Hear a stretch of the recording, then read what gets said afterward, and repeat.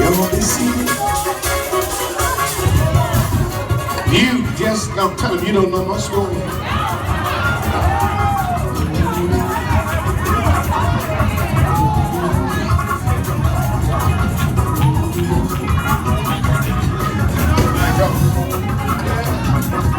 You looking at me trying to figure things out. Tell him you have no idea what God's already done.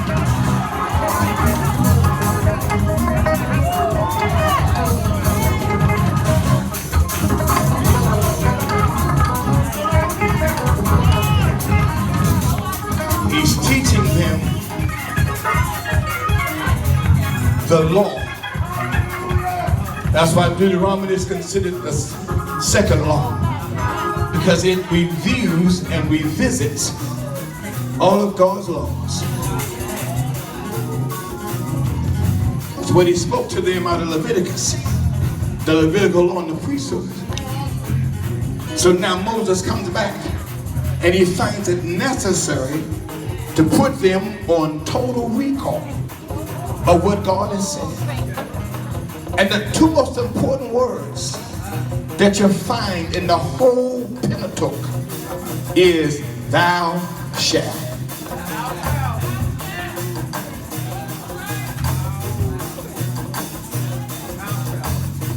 He switches up and says thou shalt.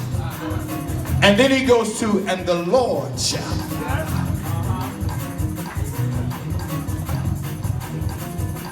He lays out a foundation for us to understand that it's who we are.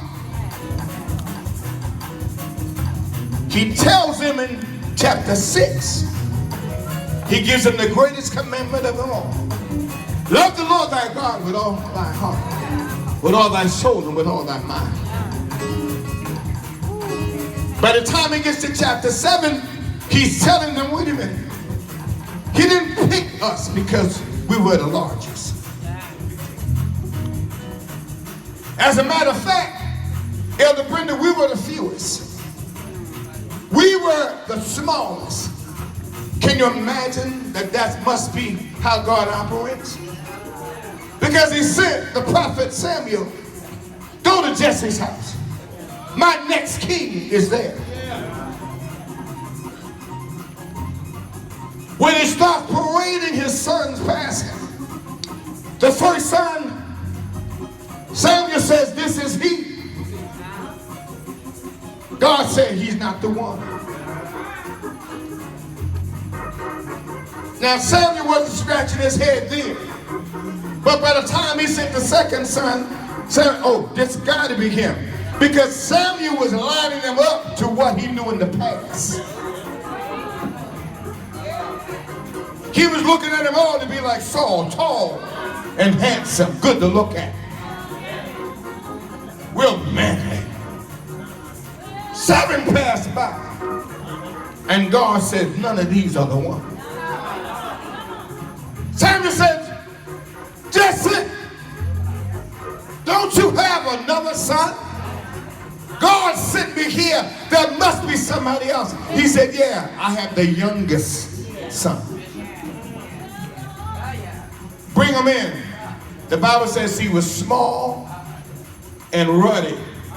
Bright-eyed, but good to look at. Tell somebody God will take the least and make it the greatest. Tell your neighbor, that's why you can't count me out.